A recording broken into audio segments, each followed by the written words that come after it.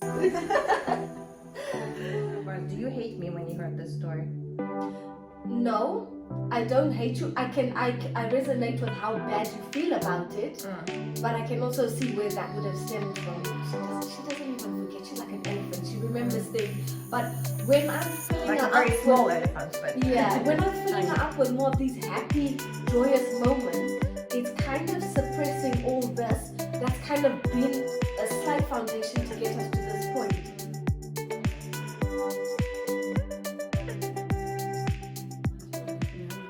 good.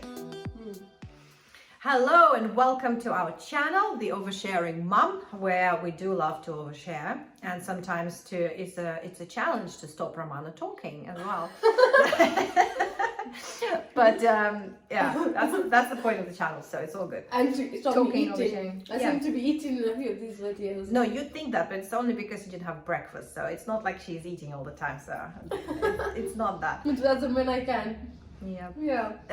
So today we decided to do, I wanted to say a shorter episode. We never know, we'll see, but we'll try to keep it short, about things we feel guilty about, or things that we feel really badly about and we kind of had to deal with. And then also that taught us lessons, and how did we adjust, how did we change? I mean, even with Zara, I've started with the choices as well, and it really works. So I'll tell her something, and then I say, you can either do it the nice way, or we can do it the not so nice way. But it's And still then- from a PowerPoint, it's still from a point of view of force, even from the words, not nice way and a nice way, rather than it's an equal choice. It's an equal choice. Either you do it or I do it. Just give the plain facts. I think we have like different ones, so it depends on the situation, because sometimes it will be like, okay, so it depends on the situation and kind of what's going on, because sometimes it will be like, you know, we can do it nicely or we can do it not so nice, or other times it can be, you know, then it's on the sort of more equal choice. Yeah. So yeah, there is Not a from bit a of position both. of power. Yeah, there is a bit of both in there, but it's something that we're working on, like constantly. Yeah. You know, just the communication, what works, It's a what daily doesn't thing, work, isn't it? and also just improving ourselves. Like for me, just improving myself, how I can be a better mom. Like recently, I found that I'm not, because I'm getting a full night's sleep, I'm not as short, I'm not as snappy. Like I can deal with things a lot better. And now we're like, I feel more, sorry.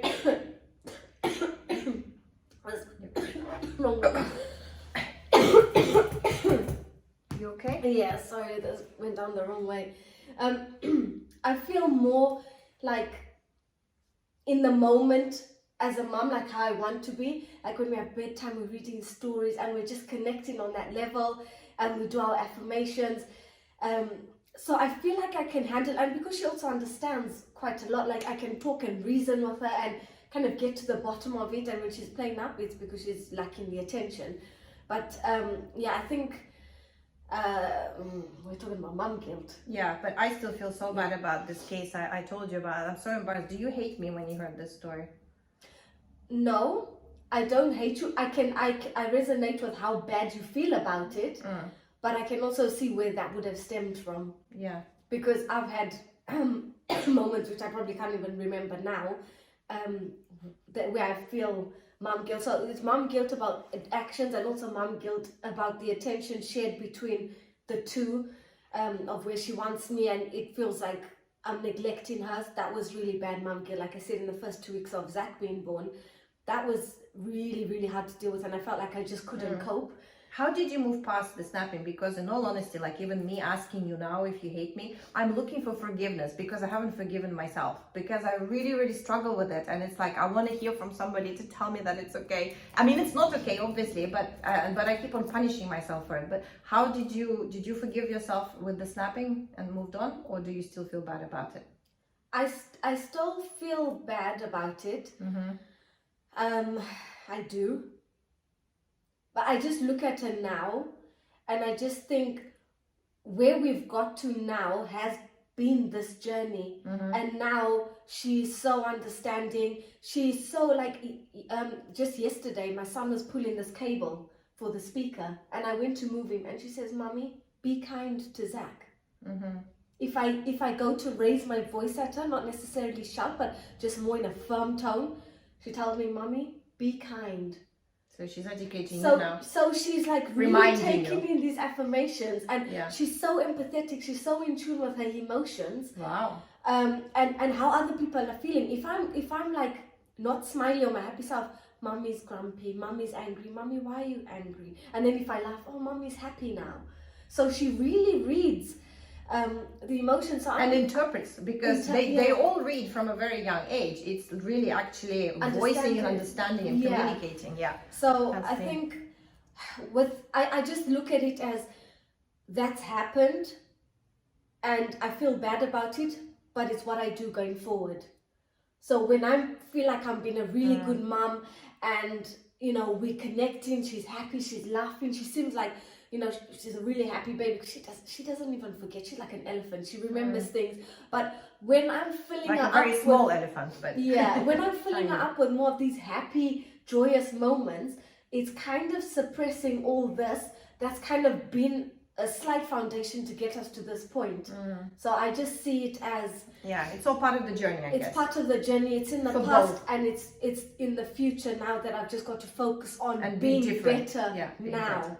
Because I think if you just stay in the past, you can't move forward. Yeah, it does. And then you can't be in the moment to focus on how to be better, because you're worrying about how you were. So you're not letting go of it. Yes. So I think with you, it happened just the once, and because your mom said it in a way that speaks to your responsibility, which you that's you have high responsibility, like you said.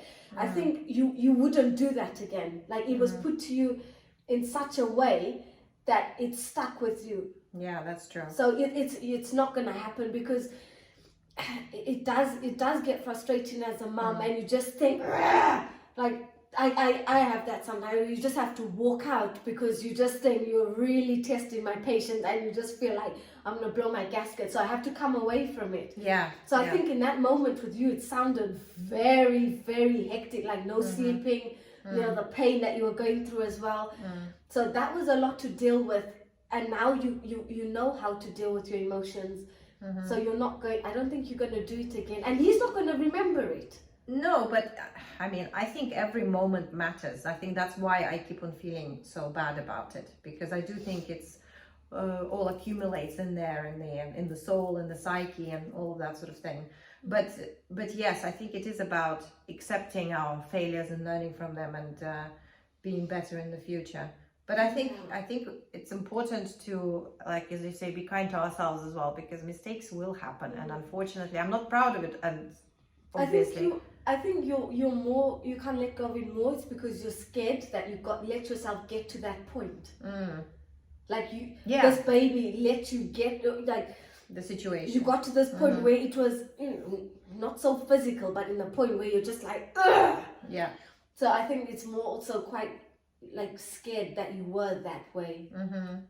Yeah. Maybe. And maybe you're not letting it go because you don't want to get like that again. But yes, absolutely. I find that a really good way now, as you say, to withdraw. But sometimes if you're in a situation where there are other people, you can't just walk out. So the useful tool is like, I'm really angry right now. I need a moment, and then to leave, so that everybody knows what's happening. Again, communication tools and all of that. But it is important to withdraw, deal with it, and then understand, okay, what's important right now, and what does my child need, and why. And if you're angry and frustrated, you're not going to give them what they need. So that, I think that's important to definitely come away from it.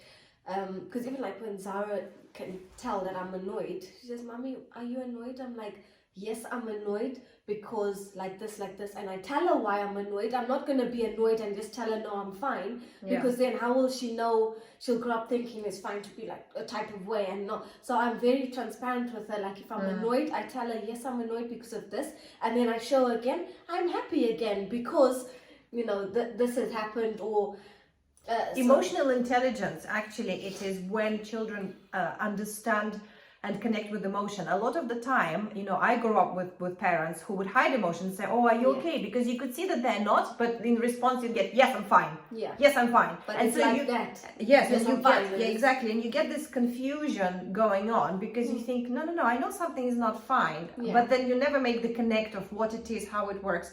And I think now children are, you know, there are all these things about emotions. They can learn about emotions. Yeah. And it's very, very important. It really helps, because for me, it was a long journey to understand my own emotions because of, you know, of this whole approach of not really understanding what were the emotions. So again, this was meant to be a short episode. Yeah, it didn't happen. But maybe we'll break it up. But there is a lot more. Actually, I think we'll probably be coming back to mom guilt. Yeah. Quite a bit. I have a few other cases too, but they are like in due course as the child is growing and changes, and you see all these changes, and he's stronger, and you know, these new things like he spits or does this or throws something or hits you really hard or whatever. You know, how do you deal with all of this? And it's not just emotional. Sometimes it's like in a physical way as well. How do you deal with physical pain if you've been hurt, and how do you then recover from that and move on, but etc. Yeah. I mean, there are so many cases, but we'll continue the conversation. Yeah, and thank you for joining us. And we we'll hope keep on you- creating resources and and hope you've if there's something that you can resonate with and that you can forgive yourself on, and just know that we go through these things, but I think the important thing is to look forward and to not make those same mistakes. You know, if you feel so badly about it, try not to make them. I mean, sometimes. But it also, just this is happens, a but safe move forward. space. So share with us, even if you feel bad about it. You know, share with us, because just by sharing, we can release. Yeah, we can release it to move forward, so we don't keep on holding on to it. Yes. So anyway, we're going into it again. See you later. Thanks. Bye.